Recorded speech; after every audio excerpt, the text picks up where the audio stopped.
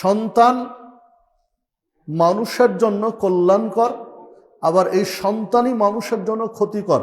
দুইটি সাইড আল্লাহ রাব্বুল আলামিন উল্লেখ করেছেন।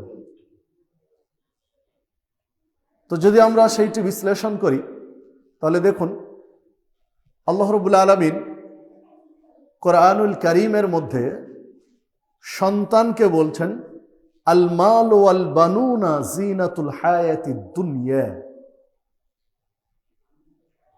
আল মাল ওয়াল বানুন, সম্পদ আর সন্তান সন্ততি, জিনাতুল হায়াতিদ দুনিয়া, এরা হচ্ছে পার্থিব জীবনের জন্য শোভা, সৌন্দর্য।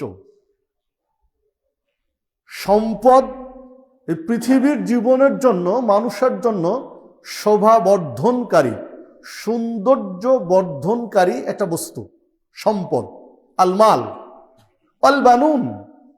ঠিক সন্তানও একজন মানুষের জীবনে সৌন্দর্য বর্ধনের একটা বস্তু। তাহলে সন্তানেও মানুষের জীবনকে সুশোভিত করে, সৌন্দর্যমণ্ডিত করে।